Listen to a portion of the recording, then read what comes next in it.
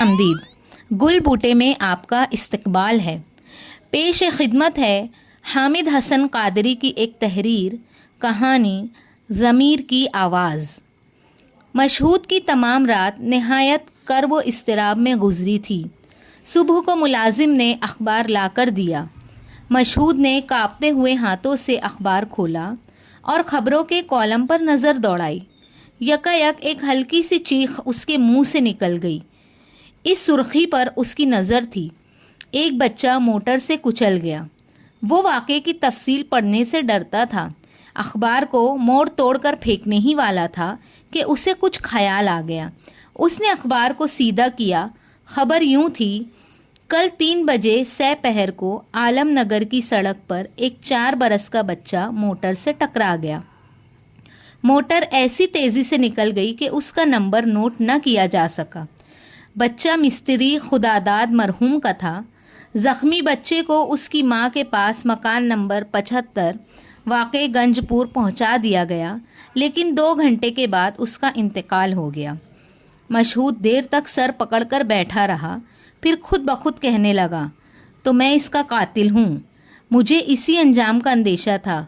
कल से कितनी मर्तबा इरादा किया कि हादसे की जगह पर पहुंचकर तहकीकात करूं कि मेरी कार से जो बच्चा टकराया था उसका हशर क्या हुआ, कौन था और किसका था, लेकिन जाने की हिम्मत न हुई। आखिर अब मालूम हो गया, लेकिन क्या करूं? क्या इसके घर जाऊं? इसकी माँ से अपने जुर्म का इकबाल करूं? इस बदनसीब की तबाह हालत अपनी आँखों से देखूं? उसकी लानत व मलामत, गुस्सा और नफ़रत का हदफ बनूं और अपने किए की सज़ा भुगतूं? यही होना चाहिए, लेकिन क्या मुझ में इसकी हिम्मत है? यकायक मशहूद ने ज़ोर से घंटी बजाई। मुलाजिम आया। मशहूद ने कहा, फ़ौरन असबाब बांधो, मैं बम्बई जा रहा हूँ। उसने तय कर लिया कि इस शहर से चले जाना चाहिए। ये भेद किसी को मालूम नहीं, लेकिन ये कांटा दिल में खटकता रहेगा। कहीं दूर चला जाऊँ, बम्बई की दिलचस्पियों में ये चुभन महसूस न होगी, ज़मीर की आवाज़ दब जाएगी। ये सोचकर तिजोरी में से नोटों की एक गड्डी निकालकर वेस्ट कोट की अंदरूनी जेब में रख ली और उठ खड़ा हुआ कि चलकर दोस्तों से रुखसत हो आऊँ। चौक से गुजरा तो इत्तेफाक से कोई मेला था। बच्चे खिलौने मिठाइयाँ लिए हुए आ जा रहे थे। बच्चों को देखकर मशहूद के दिल पर एक चोट लगी और वही कल का बच्चा उसे याद आ गया। खुदा जाने वो बच्चा किस शक्ल का था, गोरा था या काला, खूबसूरत या बदसूरत। मशहूद यूं ही चक्कर लगाता जा रहा था कि यकायक एक जगह ठहर गया। इधर उधर नज़र डालकर दिल ही दिल में कहने लगा, ये तो गंज का मोहल्ला है, यहीं कहीं इसका घर होगा। क्या नंबर था? 75। सामने की गली में लोग बहुत आ जा रहे थे। उसके अजीज़ रिश्तेदार आते जाते होंगे, मैं भी चलूं। ये सोचकर वहाँ से आगे बढ़ गया और तेज़ी से कदम बढ़ाता हुआ चला। अब मशहूद के चेहरे पुरसुकून, चाल में इस्तक़लाल और दिल में हिम्मत थी। मकान नंबर 75 पर पहुंचकर उसने जंजीर हिलाई। एक बूढ़ी औरत दरवाजे पर आई। मशहूद, मिस्त्री खुदादाद मरहूम की बेवा इसी मकान में रहती हैं? बुढ़िया, आइए आप बैठक में आ जाइए, मैं बुलाती हूँ। वो बच्चे के पास बैठी हैं। बैठक में जनाने मकान का दरवाज़ा था। ज़रा सी देर में दरवाजे के पास से आवाज़ आई, आपने मुझे बुलाया था? आप कौन हैं? मुझसे क्या काम है? मशहूद का कलेजा उछलने लगा। आवाज़ में हुज़्नो अंदोह का असर है। अभी रोकर उठी होगी। उस पर मुसीबत का पहाड़ मैंने तोड़ा है। उस औरत ने फिर कहा, आप कौन हैं? मशहूद, सुनो, जो कुछ होना था हो गया, अब बदला नहीं जा सकता, और मैं जो कुछ कहने आया हूँ उससे तुम्हारे सदमे की तलाफ़ी नहीं हो सकती।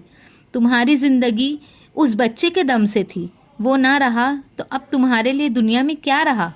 फिर भी मैं ये कहना चाहता हूँ कि तुम जो रकम चाहो मुकर्रर करके मुझे बता दो, मैं हर महीने तुम्हें पहुँचाता रहूँगा। औरत, मैं नहीं समझी आप क्या कह रहे हैं। इस मर्तबा आवाज़ में हैरत थी, कोई बरहमी और बरअफ़रोख्तगी न थी। मशहूद, बीबी, मुझे खुदा ने बहुत कुछ दिया है, मैं हर रकम खुशी से दे सकता हूँ, और जब तक तुम्हारी कोई खिदमत ना करूँगा मेरे दिल को इत्मीनान ना होगा। औरत, मियाँ, अल्लाह आपको बहुत सा दे, मेरा बच्चा सलामत है। मशहूद को अपने कानों पर यकीन ना आया कि क्या सुन रहा है, मुतहय्यर रह गया। मशहूद लरसती हुई आवाज़ से, बच्चा सलामत है? मैंने अखबार में पढ़ा। औरत, مجھ سے آج صبح لوگ کہتے تھے کہ اخبار میں چھپ گیا ہے، لیکن وہ خبر غلط ہے۔ بے شک لڑکا موٹر سے ٹکرا کر گر پڑا تھا، لیکن چوٹ سے زیادہ دہشت سے بے ہوش ہو گیا تھا۔